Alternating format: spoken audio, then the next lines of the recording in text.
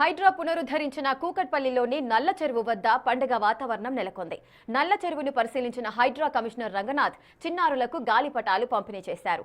హైడ్రా పనులకు మొదట అడ్డుపడ్డ ప్రజలే ప్రస్తుతం సపోర్ట్గా నిలుస్తున్నారంటున్న హైడ్రా కమిషనర్తో మా ప్రతినిధి అంజుమా ఫేస్ టు ఫేస్. కాలక్రమేణా చాలా చెరువులు కబ్జాలకి గురైపోయాయి.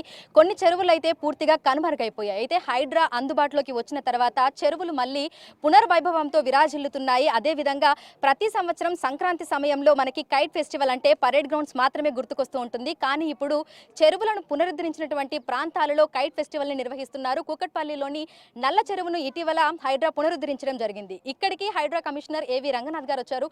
ఒక్కసారి ఆయనతో మాట్లాడదాము. నమస్తే సార్, ముందుగా మీకు సంక్రాంతి శుభాకాంక్షలు. Thank you. మీకు ఈ ప్రేక్షకులందరికీ కూడా భోగి, సంక్రాంతి, కనుమ శుభాకాంక్షలు. సార్, నల్ల చెరువు ఒకప్పటికి ఇప్పటికీ అసలు అంటే ఎంతగానో మార్పు చెందింది. ఇక్కడ ఉన్నటువంటి స్థానికులు కూడా హర్షం వ్యక్తం చేస్తున్నారు. అయితే ఇక్కడ ఇంకా ఎటువంటి బ్యూటిఫికేషన్ పనులు అనేవి అందుబాటులోకి రాబోతున్నాయి? రైట్ అమ్మా, మీరు చూస్తే కనుక సెప్టెంబర్ నాకు గుర్తుండి 22, 21 ఆ టైంలో ఇక్కడ డిమాలిషన్స్ చేయడం జరిగింది. హైడ్రా చాలా ఎఫ్టీఎల్లో ఉన్న చాలా స్ట్రక్చర్స్ని కూడా ఎంక్రోచెస్మెంట్స్ అన్నిటిని కూడా తీసివేయటం, ఆ తర్వాత చాలా పెద్ద ఎత్తున కూడా ఇక్కడ రెసిస్టెన్సు. అంటే హైడ్రా అనేది ఫస్ట్లో ఒక భయాన్ని కూడా అనేది జనాలు ఇక్కడ దగ్గరలో బఫర్ జోన్లో ఉన్న లేడీ ఎవరైతే వాళ్ళు ఇల్లులు ఉన్నారో వాళ్ళు, ఒక లేడీ అయితే ఆమె సూసైడ్ చేసుకున్న పరిస్థితి కూడా మనం చూసాం. అంటే యాక్చువల్గా హైడ్రా వాళ్ళ ఇళ్ళకి వెళ్ళలేదు, వాళ్ళని ఎక్కడ నోటీసులు ఇచ్చింది లేదు, కానీ వాళ్ళ భయాందోళనతో అనమాట అట్లా చేసిన పరిస్థితులు మనం సెప్టెంబర్ 2024 సంవత్సరాల క్రితం చూసాం. ఇప్పుడు ఇదే ప్రాంతంలో హైడ్రాకి మద్దతుగా వందలాది వేలాది మంది వచ్చేసి ర్యాలీలు లేకపోతే వాళ్ళ మద్దతును తెలుపుతూ కూడా మనం ఇక్కడ వాళ్ళు చేసిన ప్రదర్శనలు మనం చూసాం.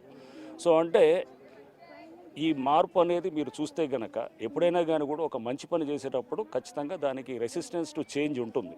సో ఫస్ట్ దాన్ని అర్థం కాదు, కాలక్రమేణా అర్థమయ్యే కొద్దీ హైడ్రా చేసే పనులు కానీ, మా నిబద్ధతని కానీ, మా కార్యదీక్షత కానీ, లేకపోతే ప్రభుత్వం మాకు ఇచ్చిన మ్యాండేట్ కానీ, పవర్స్ కానీ, మా నుంచి ఏదైతే ప్రభుత్వం ఆశిస్తుందో కానీ ఇవన్నిటికీ కూడా మేము పరిగణలో తీసుకుంటూ హైడ్రా గత సంవత్సరాల నుంచి కూడా పనిచేస్తూ వచ్చాం.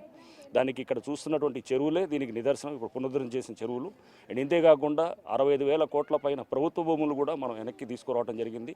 కబ్జాదారుల చేతుల్లో ఉండి రకరకాల పద్ధతుల్లో దాన్ని మ్యానిపులేషన్స్ చేస్తూ పార్కులు, లేఅవుట్లు, లేకపోతే రోడ్స్, లేకపోతే ఎన్నో గవర్నమెంట్ ల్యాండ్స్ మనం చూసాం. వేలాది ఎకరాలను కూడా మనం వెనక్కి తీసుకొస్తాం. ఈ సంవత్సరంలో కూడా దాదాపు 1,00,000 కోట్ల పైన ఆస్తులు వెనక్కి తీసుకొస్తాం.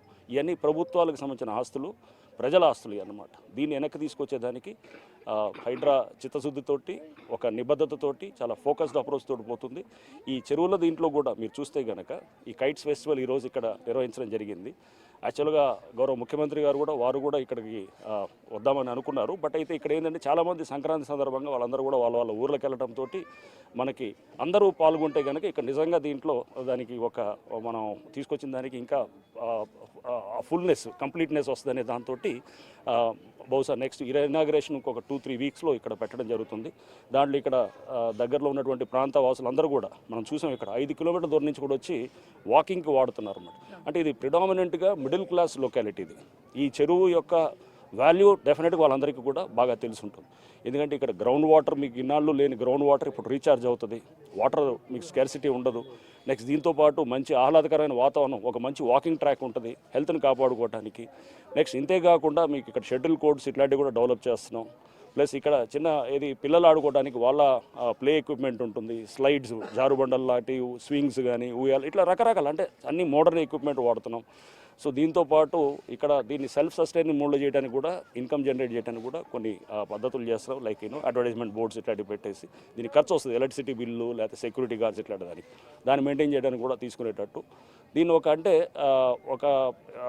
ఎక్కడ హైదరాబాద్లో ఇటువంటి పార్కులు కానీ, ఇటువంటి చెరువులు కానీ, ఇటువంటి మనం కంప్లీట్గా డెవలప్ చేసినటువంటి సందర్భాలు లేవు. కాబట్టి హైడ్రా చేస్తున్నటువంటి 6 చెరువులు కూడా ఈ కోవలోకి చెందుతాయి అన్నమాట. సార్, అయితే సాధారణంగా మనకి కైట్ ఫెస్టివల్ అంటే పరేడ్ గ్రౌండ్స్లో జరుగుతుంది. కానీ ఈసారి ఎక్కడెక్కడైతే హైడ్రా పునరుద్ధరణ చేసిందో ఆ చెరువుల ప్రాంతాలలో కైట్ ఫెస్టివల్ నిర్వహించడానికి గల ప్రధాన కారణం ఏంటి? దాని వెనకాల ఉన్నటువంటి ఉద్దేశం ఏంటి? సో ఇది కైట్స్ ఫెస్టివల్ అనేది ఫస్ట్ నెంబర్ 1 మన సంస్కృతిని, మన కల్చర్ని కూడా ప్రతిబింబింపజేస్తుంది.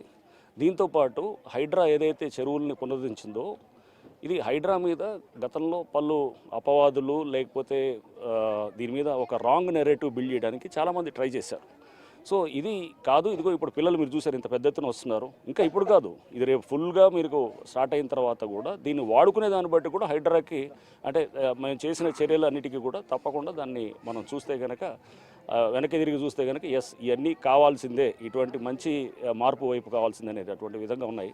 సో ఈ కైట్స్ ఫెస్టివల్ చేయడానికి ప్రధానంగా ఏంటంటే ఇక్కడ పిల్లలందరూ కూడా పాల్గొని ఈ చెరువుకు వాళ్ళు ఒక పార్టిసిపెంట్గా కూడా వస్తారు. అంటే రేపు చెరువులో వాళ్ళు కూడా స్టేక్ హోల్డర్స్ అవుతారు. పిల్లలు వస్తారు, ఎల్డర్ పీపుల్ వస్తారు, ప్రతి వాళ్ళకి ఇక్కడ ఈ చెరువుని కాపాడుకోవడంలో వాళ్ళందరూ స్టేక్ హోల్డర్స్ అవుతారు కూడా అన్నమాట. సో రానున్న రోజుల్లో ఇంకా అంటే ఎన్ని చెరువులను పునరుద్ధరణ చేయబోతున్నారు, మీ ముందున్నటువంటి భవిష్యత్తు కార్యాచరణ ఏంటి? మేము ఇప్పుడు యాజ్ ఇట్ ఈస్ 6 లేక్స్ అంటే 6 చెరువులు తీసుకున్నాము. ఇంకొక 14 చెరువులు కూడా చేయాలని చెప్పేసి ప్రభుత్వం నుంచి ముఖ్యమంత్రి గారి నుంచి మాకు ఆదేశాలు జీవో కూడా ఇష్యూ చేయడం జరిగింది. అంటే దాదాపు 20. ఇది కాకుండా ముఖ్యమంత్రి గారు ఇంకా కొన్ని పెద్ద చెరువులు కూడా టేకప్ చేయాలని చెప్పేసి కూడా చెప్పారు. యాక్చువల్గా నేనే హెసిటేట్ చేస్తున్నాను, ఎందుకంటే దాని ఎక్స్పెండిచర్ కొంత ఎక్కువ, బట్ లేదు అవన్నీ కూడా ఒక మినీ ట్యాంక్ బండ్ స్థాయిలో చేయాలని చెప్పేసి ముఖ్యమంత్రి గారు ప్రభుత్వం కూడా దానికి కట్టుబడి ఉన్నారు. సో వారు ఏంటంటే దాన్ని చేస్తే కనుక ఇప్పుడు మనం చూస్తున్నాం ఒక చెరువు వాల్యూ అనేది ఇప్పుడు ఇక్కడ అర్థమవుతుంది అన్నమాట. సో ఇది మనకు యాక్చువల్గా కొత్త కాన్సెప్ట్, హైదరాబాద్కి ఇది బేసికల్గా కొత్త కాన్సెప్ట్. బెంగళూరు లాంటి నగరాల్లో ఈ చెరువుల పునరుద్ధరణ 2008-9 నుంచే స్టార్ట్ చేశారు. సో మేము అక్కడికి వెళ్ళి చూసాం, ప్రతి ప్రాంతంలో కూడా అక్కడ అందరూ కూడా ప్రజాప్రతినిధులు కానీ ప్రజల నుంచి కూడా పెద్ద ఎత్తున కూడా చెరువులు కావాలని వస్తుంటుంది. మాకు కూడా ఇప్పుడు ప్రజావాణి ప్రోగ్రాం జరిగితే ఎక్కువ డిమాండ్ చెరువులు కావాలని చెప్పి వచ్చేవాళ్ళు ఎక్కువ ఉన్నారన్నమాట. అంటే మా ప్రాంతంలో చెరువులు మీరు పునరుద్ధరణ చేయండి, అది మంచిగా తయారు చేయండి, మా అందరికి కూడా ఒక మంచి సోషల్ ఇన్ఫ్రాస్ట్రక్చర్ ఒకటి తయారు చేయండి అని చెప్పేటటువంటి పరిస్థితి ఇప్పుడు మనం చూస్తున్నాం అన్నమాట. మరికొన్ని వారాలలోనే నల్ల చెరువు అందరికీ అందుబాటులోకి వస్తుందని, దీన్ని బ్యూటిఫికేషన్ కూడా చేస్తున్నామని కూడా తెలపడం జరిగింది. ఇంకా అనేక చెరువులను పునరుద్ధరించి వాటన్నింటిని కూడా వాడుకలోకి తీసుకొని వస్తామని, మినీ ట్యాంక్ బండ్ లెవెల్లో కూడా ప్రతి ఒక్క చెరువును కూడా బ్యూటిఫికేషన్ చేస్తామని కూడా తెలపడం జరిగింది. Video journalist నరసింహతో